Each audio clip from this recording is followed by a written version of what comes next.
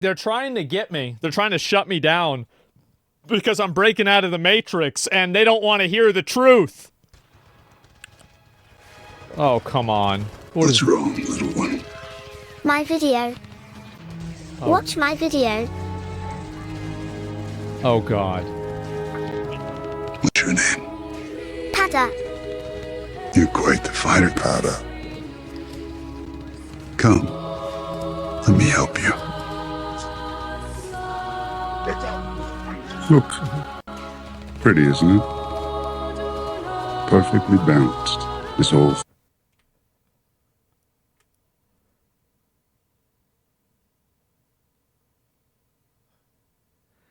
Guys, come on. balanced. This whole thing should be. Too much to one side or the other. Here. You try. Oh, God.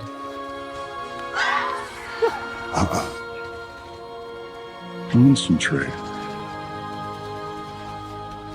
There. You've got it. Once you check your ass, I heard there's a lot of mail in there. Thank you all so much for your incredible God. response to my last two videos. And also thank you so much, Asmongold, for the awesome encouragements. I'm gonna be honest, if this guy had 100,000 subscribers, I'd say that he deserved more, and he has 232. And now he has 18,000. How about that? That's crazy, right? Damn! Definitely feel like it was a good idea to launch it. It was how about that? Great video. Wow. I've really enjoyed the conversations I've been able to have with a lot of you, and the most important thing about this for me is the fact that I'm having so much fun making these videos.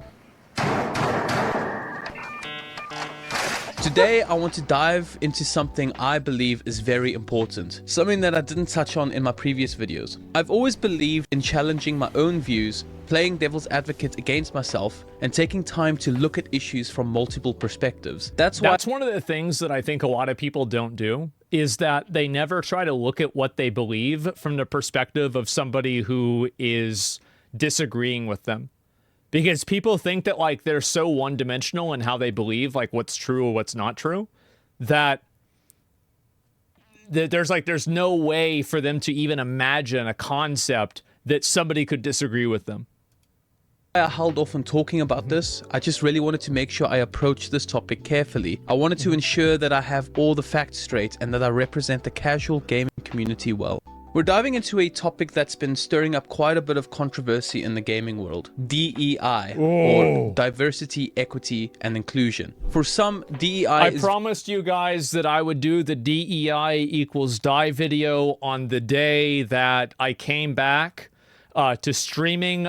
There's been a lot of stuff going on. Obviously, had a lot of game releases. The election happened, so we're a little bit farther behind, but we're going to try to make up for lost time here. Promises were broken. Yeah, what else is new? Viewed as a positive step towards inclusive environments. However, others argue that it can actually stifle creativity and innovation in the industry. Today, I want to explore why DEI might pose to be dangerous for video games and the industry as a whole. This isn't just a surface level concern. It's a systemic issue that demands our attention and critical thinking. Before diving into its direct impact on games, we need to first understand how it's shaping the gaming industry itself. To start, it's essential to understand what DEI initiatives aim to achieve. Put this stuff up to your higher-ups, and if they don't see the value in what you're asking for when you ask for consultants, when you ask for research, go have a coffee with your marketing team and just terrify them with the possibility of what's going to happen if they don't give you what you want. What's funny to me about saying that is that that's exactly what marketing companies are doing now with them. Now, marketing companies are terrified to be associated with these DEI consultancy companies because of how much negative publicity and negative press it has. So this is a double-edged sword. Like, if you want to appeal to them from just be afraid because we're going to make things bad for you, well, what happens when the other group of people makes things bad for you? So yeah, it's such a bad position to have. The negative money they make. Yeah, exactly. At their core, thank God, no more women in gaming. I wonder why people say my chat's full of incels. I don't know. I think they're probably racist.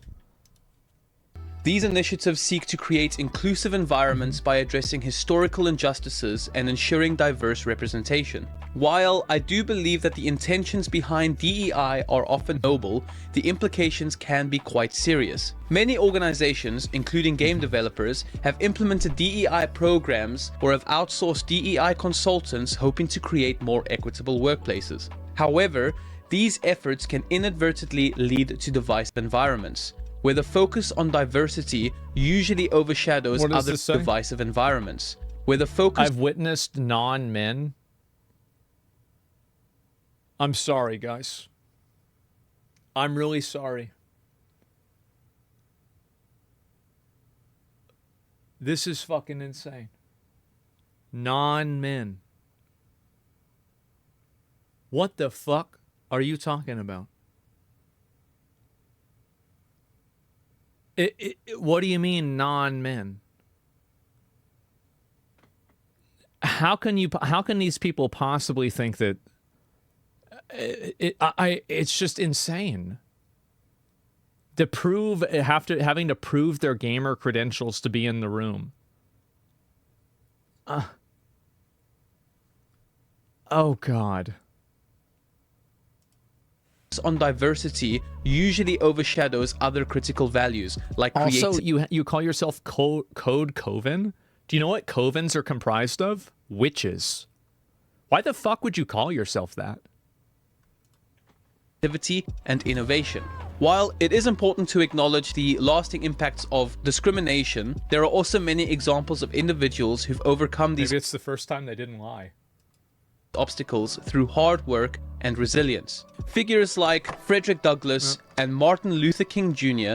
championed a vision where people are judged by their character, not their skin color, advocating for equality of opportunity. I think that there's a lot of people that want to be judged for their quality, but their quality isn't very good. So then they have to resort back to hoping that, you know, they can get some DEI thing, or hopefully, well, you know, let's take me seriously for this other reason. And I think that's actually the reason why a lot of DEI games are bad. DEI games are bad because they can't secure money based off of like the quality of the game. So they add in DEI to secure DEI investment instead because of the lack of actual investment that they could receive. So it creates like a confirmation bias that like more of these games are low quality. Success is based on merit, not race, gender, or background. Equality of opportunity ensures that everyone has the same starting point and access to resources, allowing them to reach their full potential based on their own efforts. However, DEI often shifts the focus to equality of outcome, aiming to ensure similar results for everyone, regardless of individual effort. Well, more importantly, it's aiming to achieve equal results of themselves. Most people's advocacy for these types of things is completely self-serving.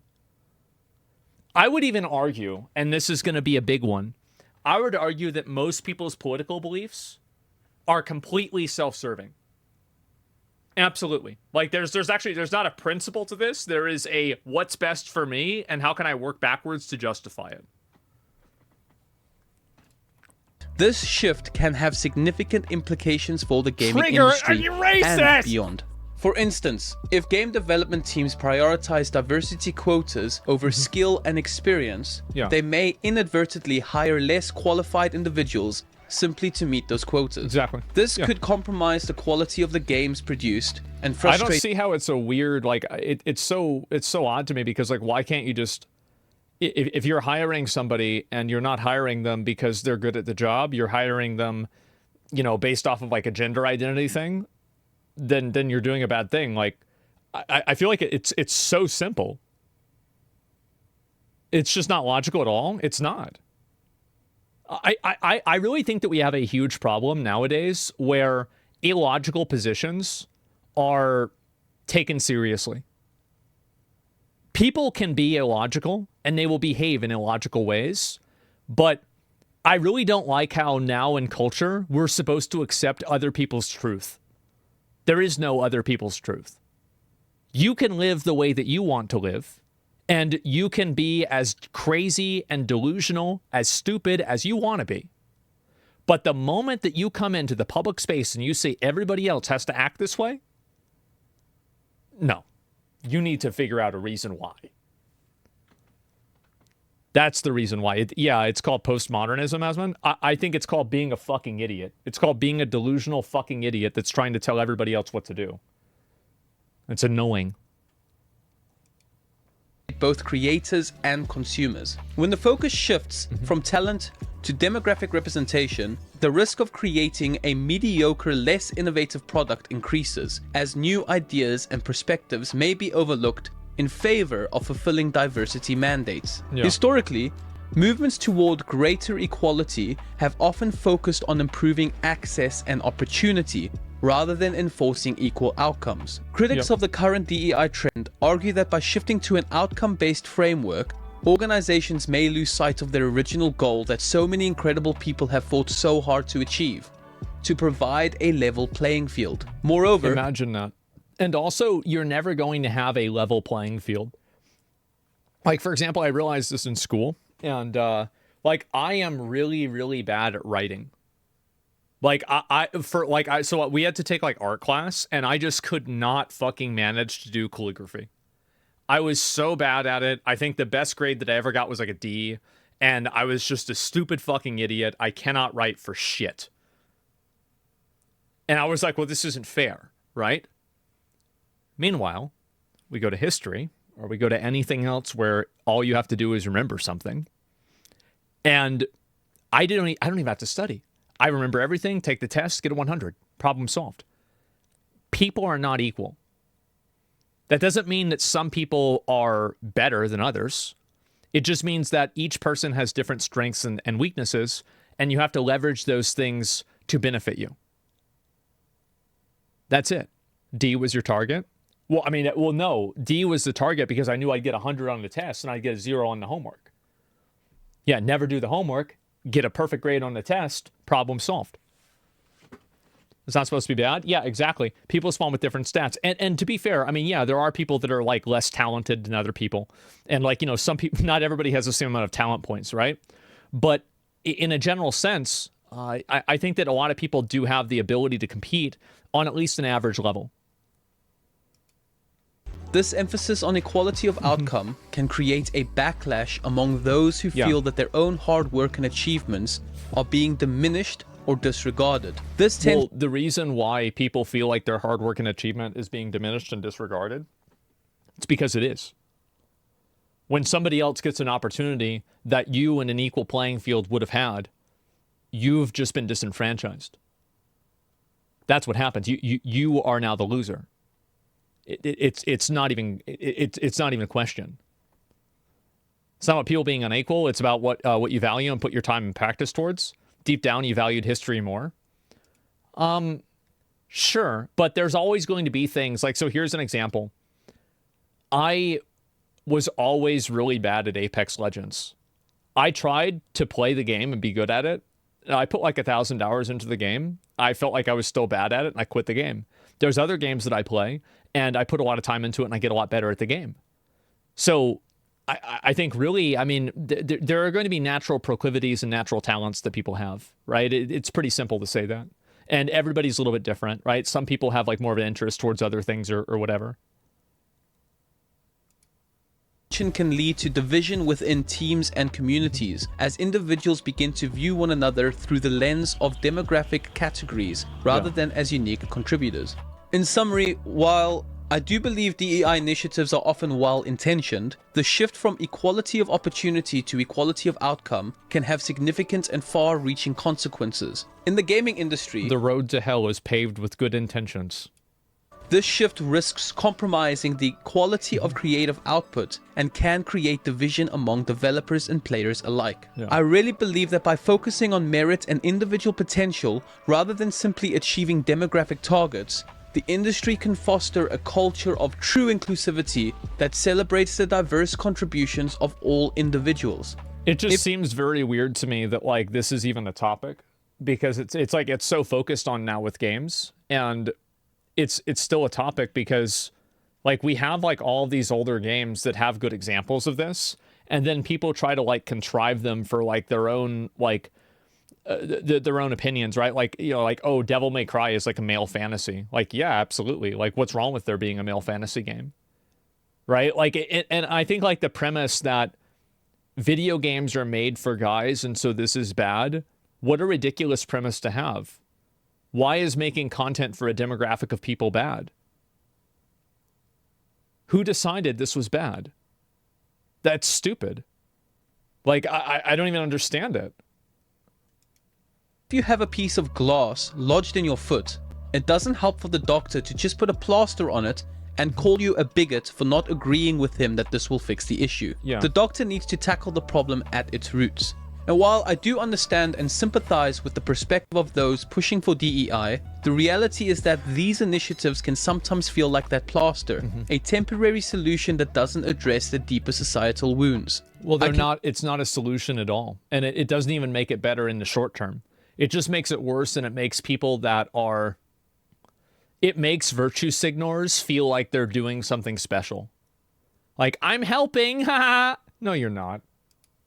Not deny that the push for DEI at its core is often a response to historical and ongoing inequalities and the hurt that comes from real experiences of discrimination. However, we need to be careful that in our efforts to fix these problems, we're not just covering them up superficially. You're not creating the same problem with a different person. Healing and real progress comes from addressing the systemic issues at their core.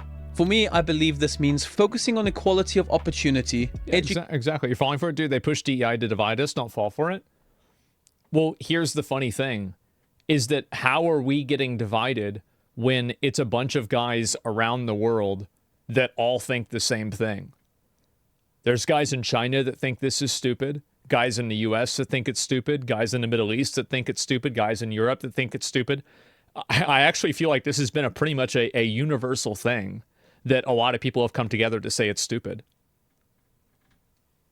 Yeah, people are waking up. Yeah, I actually think that this has been more of a unifier than a divider. Education, economic empowerment, and creating a society where people are judged based on their abilities and character. With that being said, I strongly believe that DEI is doing a major disservice to itself and everyone it affects. By focusing on metrics like representation quotas or attempting to guarantee equal outcomes, DEI often misses the real issues. It risks creating environments where individuals are seen first by their demographics rather than talents or achievements, which ironically reinforces the very divisions it seeks to eliminate. Rather than fostering genuine inclusion, these initiatives can lead to tokenism, resentment, and a sense of unfairness, where some feel overlooked because their merits are secondary to fulfilling diversity targets. Ultimately, yeah, I mean, obviously, right? And yeah, of course that's going to happen. Goes against what Martin Luther King was preaching. It goes against what any reasonable person who has had any sort of a long-term effect on the way that people look at social politics has been saying. I'm trying to think about anybody in like history that's like made it their platform that, you know, some people are better than others and like all of this other like weird distorted bullshit. Like, yeah, people really don't think that. And like, yeah, you have like, you know, Gandhi was racist or something like that. But like, that wasn't really like what he was pushing. It's just bullshit. It's a complete distortion. We should be striving for a system where people, never been successful, no matter ever. Their background, rise based on their effort, skill, and contributions. Anything less undercuts the very ideals of fairness and equality that DEI claims to promote. Now, how is this directly affecting games? As we consider the implementation of DEI initiatives, Dragon Age. We encounter significant risks within the gaming industry. One major concern is the creative limitations imposed on developers. When narratives prioritize political correctness over authentic storytelling, we risk alienating players who seek immersive experiences. A case in point is The Last of Us Part 2, which faced backlash for its heavy-handed approach to social issues, leaving some players feeling that the gameplay experience was detracted by the messaging. And as I mentioned in a previous video, nobody wants to be preached to, especially not by some game developer. I think this is also happening with movies and television as well. Like, I feel like really after Epstein, after Weinstein, after Diddy, the last person that I want to hear talk to me about morality is a person who's worked in Hollywood entertainment. That is the last person I want to hear their opinion about morality. Battlefield 5 was criticized for its focus on diversity in a historical World War II setting, leading to mixed receptions from fans. Again, the way this was done was quite heavy-handed. Instead It's ridiculous. Oh shit, Kirshi, thanks for the raid. What's up, boys? How y'all doing? Hey. celebrating the incredible real contributions that women actually made in World War II, the focus shifted to portraying them. Yeah, which is kind of crazy. Like my grandfather and grandmother, my grandfather was a pilot in World War II, and my grandmother was a nurse in World War II. But apparently that's not enough for them. They have to have some like, like fucking She-Hulk, woman come in here with like this massive Lucille baseball bat and destroy some guy. Like, yeah, this didn't fucking happen. What are you talking about? Was done was quite heavy-handed. This. Instead of celebrating what is this? It's just such bullshit with a mechanical arm. Incredible. Yeah, look at that. It's so stupid. Real contributions that women actually made in World War II, the focus shifted to portraying them in traditionally male roles, as if it was a more valuable way to recognize their efforts. Games that prioritize social agendas over storytelling can fail to resonate with audiences, hurting both sales and overall engagement. It's crucial that we focus on merit and individual talent rather than identity. Promoting environments where everyone can rise based on their skill and hard work is essential for a thriving gaming industry.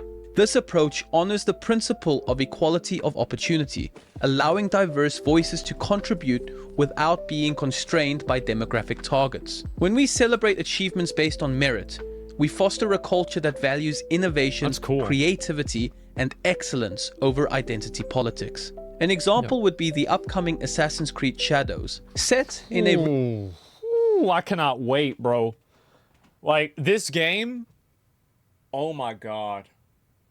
February is gonna go so fucking crazy.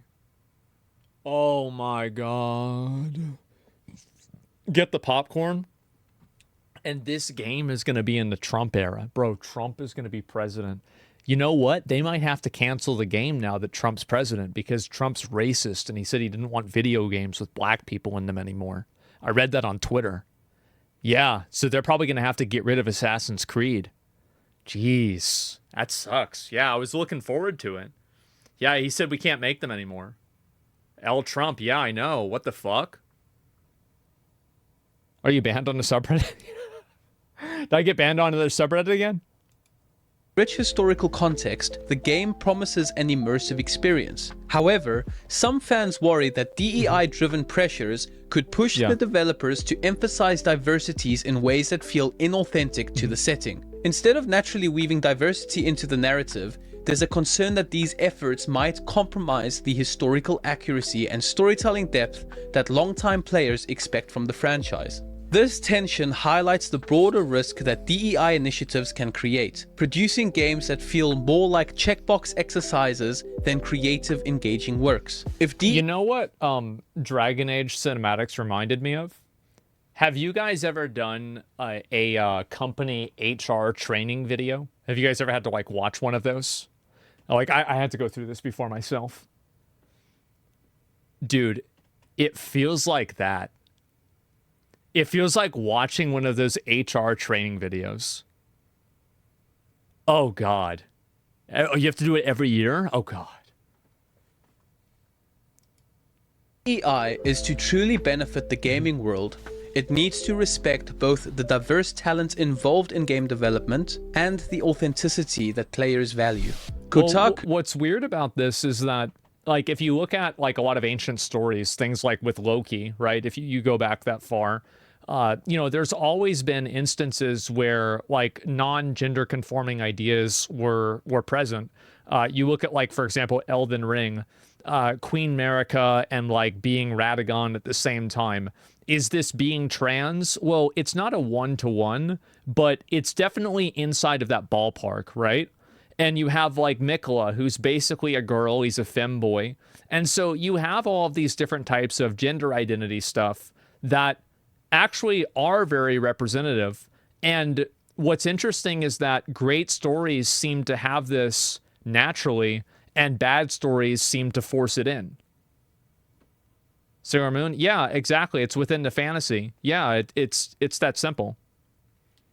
Moog was innocent? Yeah. Which is a major player in gaming journalism, has been criticized for its overemphasis on identity politics and DEI-driven content. In recent years, their coverage has increasingly focused on social issues. They actually have just gone through another round of layoffs. Kotaku is like, it's going to be very hard for me to say whether it's dead or not, but if it's not dead, it's on life support. It's pretty much dead. Rather than games themselves. While we all know raising awareness about diversity is important, it is obvious that Kotaku has annoyed a lot of gamers who feel that the platform is prioritizing political agendas over authentic gaming journalism.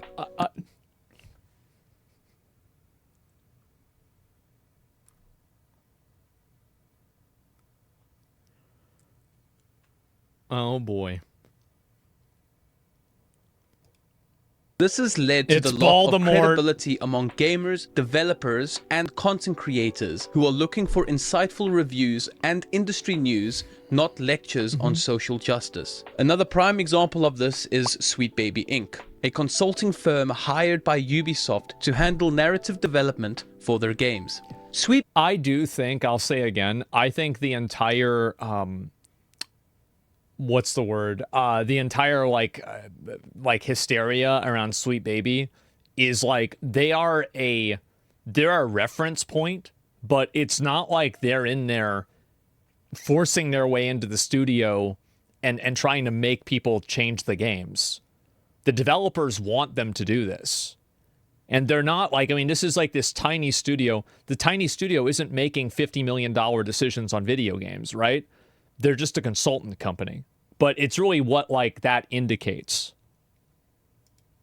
Baby Inc. is a DEI-focused company that promises to bring underrepresented voices to the forefront of gaming narratives. While this sounds like it could be a positive step, the result has been that some of Ubisoft's recent games and upcoming games have faced criticism for feeling disjointed or overly politically correct. I also think that like somebody in chat was like, yeah, I'm Persian, and like the guy that like was in the new Prince of Persia game didn't really look like he was Persian. I'm not sure like what the race of Persia really like a Persian like would really look like. I mean, Iranian is Persian, right? I'm not sure. That's it, right? Yeah. Okay. Yeah. In Turkey, exactly. And so I feel like it's an Arabic guy. Esfand? Well, Esfand and Train, both of them. And then Professor Kali. I think it's like Train's cousin or something like that. They're all Persian. And so it's weird that you didn't just go with your traditional, Arab guy. Because I feel like that's what people want to see. You want to see, the Prince of fucking Persia. Absolutely. Like, that's what it was. Like, I didn't think it was a big deal with the new game. It wasn't like something that I would be like, oh yeah, I'm not going to go with it. But the old Prince of Persia, like, for example, like this game here. This is fucking badass. I think when people think of Prince of Persia, this is what they're thinking of, right? This is awesome. So, like, how do you mess this up? Persian, yeah, exactly. Like, what the fuck? No Killmonger hair? Yeah, it was cringe. Like, the game was good, but it's just that it was weird for sure. Diversity checkboxes over coherent, engaging storytelling. Gamers have voiced concerns that Ubisoft's partnership with DEI-focused consultants, like Sweet Baby Inc., has led to games that feel like they've lost their soul, catering to an agenda rather than their core audience. In both these cases, between Kotaku and Sweet Baby Inc., we see the direct consequences of DEI initiatives. When diversity is prioritized over narrative depth or gameplay quality, the end product will always suffer, and ultimately so does the gaming experience. He's right. I am the crazed CEO of Sweet Baby Inc., the DEI-obsessed censorship mafia who is currently ruining and wokeifying all of the video games that you've ever. She's seen the videos. Yeah, she's seen the videos. Wow. That's crazy. We've got ourselves an Asmongold TV watcher. How about that? Played. One of the frustrations with how DEI is often implemented in gaming is that it can feel condescending, as if the people pushing these mandates assume that gamers like me lack the intelligence or critical thinking to engage with complex social themes on our own. It sometimes comes across... I disagree with that. I think that the reason why they come off as condescending is because the people writing can't actually write a story that explores those complex themes in a way that's authentic. And the only way that they can incorporate diversity into their stories is in a ham-fisted, tokenized, and patronizing way. I think that's really what's going on. I think they're just very bad writers. Because what's really interesting to me about this is that, like with Rainbow Six Siege, like you have like this character here. I'm sure we all remember, like in like Metal Gear Solid, like the new one's coming out very soon, right? The remake. Like there was one part where you're fighting this this sniper, and he's so old that if the fight goes on long enough, he just dies. Straight up. You just, the end, yeah, he just dies. And you can, I think you can kill him earlier, right? If you shoot him in like that camp or something like that. It's been a real long time ago. So I'm not sure. And so, yeah, you can. Yeah, it's been you know, like what, 20 years now. And so if you actually go back and you look at a lot of these old games, you actually see that many of them incorporated ideas like this all the time. It's just that it was done in a way that was smart. As though we're being spoon-fed ideas in the simplest, most heavy-handed ways. You know what it makes me feel like? Because I think they made this person like trans as well.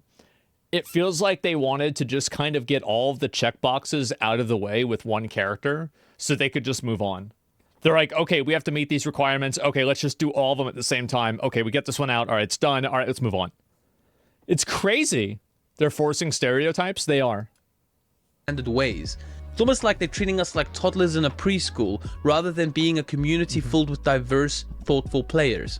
Take, for example, the Apex Legends Season 12 trailer, which showcased... I also think that, like, I mean, maybe this is going to be like kind of a really hot take, but I find it to be incredibly patronizing that 95% of the representation of trans characters in games is them looking like basically men with makeup on, or looking ugly or with excessively masculine features. There's a lot of people that are trans that you would never even know it unless you talk to them. And it's very weird that they have to like create trans people with these features or with a certain type of voice in order to make everybody know, oh, this is the trans person. Do you guys ever notice that? Like how weird and patronizing that is?